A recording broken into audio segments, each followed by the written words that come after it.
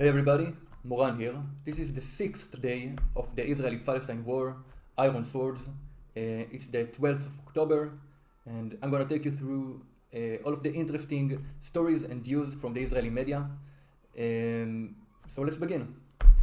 Today, fortunately, the number of casualties on the Israeli side is standing on at least 1,300 people. Moreover, there are more than 100 Israelis that are being taken hostage at Hamas's hands. Most of the casualties, most of the hostages are civilians. Small children, very elderly people, young girls. Hamas doesn't care, just wants to murder all Jews. More than 3,000 Israelis have been evacuated to hospitals. A significant number of them are in a very critical state and are in danger of death. I would like to begin, let me move myself, I would like to begin with a comparison between Israel and Hamas. For me, it's like bringing witnesses of character into a courtroom, right? Let's see who's the participating sides in this conflict, in this war. So, in terms of freedom of religion, Israel has full freedom of religion. You can live here and be happy here and get the protection of the law and be treated equally, whether you are Jew, Muslim, Christian, or anything else, while in the Gaza Strip, under the authority of Hamas, an Islamic fundamentalist group, if you're not Muslim, you will probably be executed. In terms of women's rights, here we have full equality. We have women ministers, women managers, women commanders in the army. In the Gaza Strip, women are oppressed. They cannot go take high-ranking positions in the organization, and they are not treated as equals, and they do not have equal rights. In terms of LGBTQ plus rights, in Israel it's very legal. Tel Aviv is one of the leading cities in the world for the LGBTQ plus community. I'm pretty sure that if you kiss another man in the streets of Gaza, the mob will throw rocks at you until you die. Format of government, Israel is a democracy. It has valid, honest elections every 4 years, while Hamas didn't have an election since 2005. And lastly, treatment to opposition. In Israel, we have right, mid, center, and left parties, and 3 different Arab parties, which I currently do not agree with their opinion at all, but they are allowed to participate in the democratic game. Hamas doesn't operate this way. In 2014, they should have had an election, and they thought that an opposition group, the Fatah, will win the election, so they just didn't hold it. Instead, they killed all the Fatah people. Alright, next, in the image you can see our chief of the army, the highest ranking commander in the army, the head of the combined forces, and this is his quote: Sinwar, the leader of Hamas, will die. We're gonna break Hamas down. 6 days after the surprise attack of Hamas that surprised the IDF, the commander of joint forces, Herzl Halevi, decided to speak for the first time to the Israeli public. He admitted that the army did not operate as was expected. He says, the IDF is responsible for the security of the state and its citizens, and in the morning of the Sabbath in the Gaza Strip, we did not meet that task. The savage murder of the Hamas terrorists, these beast men of our children, wives, and people, is inhuman, he says, and he adds, we will do everything to bring the hostages back home. We all pray that he will succeed, that we will succeed. This is a quote of the commander of the Gaza battalion in his first reference to the brutal attack by Hamas. He says, on the Sabbath morning, we woke up to a surprising attack, a barbaric surprising attack by thousands of terrorists from Hamas in Gaza. They came to murder as many people as possible and destroy the villages of the the villages that are near Gaza. They indiscriminately murdered old people, adults, women, kids, and babies. Despite of these very, very difficult starting conditions, we did everything to fight the enemy in the villages, in the roads, in the army stations, and in our camps. And this is true. Our army lost a lot, hundreds of, more than 100 soldiers in these fights alone, just to get the enemy out of our territory, of our villages. It was very hard because they already taken the control over the villages, and it's much easier to defend than to attack, especially when you're taking hostages and threaten to kill them if the enemy breaks in.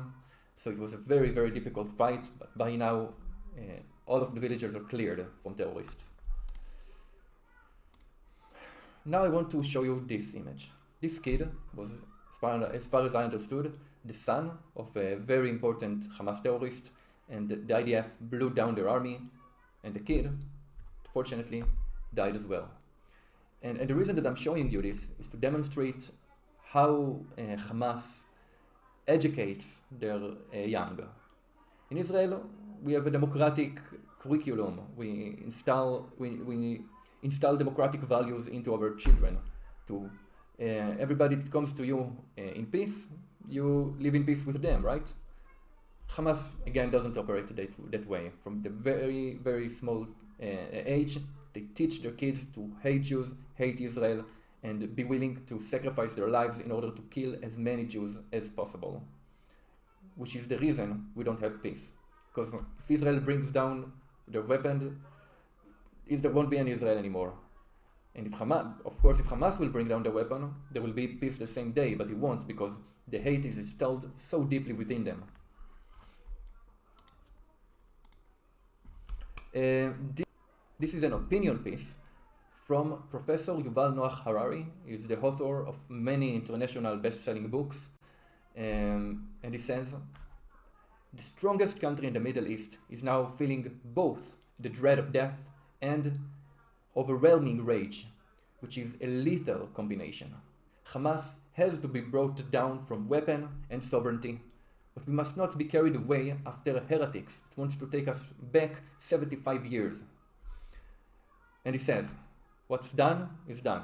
We cannot bring the dead back to life, and the trauma will never completely heal. But we need to try to prevent further escalation.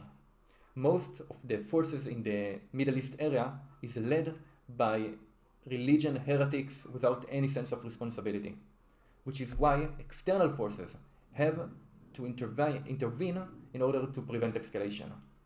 Every power in the world that wants peace has to acknowledge the crimes of Hamas and pressure Hamas to immediately set free and unconditionally all of the hostages and help deter Hezbollah and Iran from joining the war. This will give the Israelis the minimal breathing capacity and a little shining light ray of hope to hold on. Second of all, an alliance of everybody who would and could, from the United States and the European Union to the Palestinian Authority and Saudi Arabia. All of us need to take from Hamas the control of the Gaza Strip, rebuild Gaza, and in parallel, completely demilitarize Hamas and the rest of the terror organizations from the weapons, so that Gaza will become a no-army zone. It's very unlikely, but the Israelis cannot continue living with anything less. And I completely agree.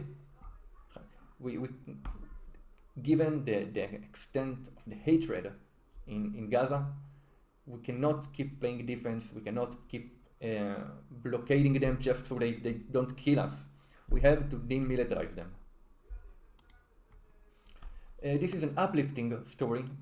As I said before, Israel has freedom of religion, which is why many restaurants are not kosher and serve Jews that don't keep kosher in food.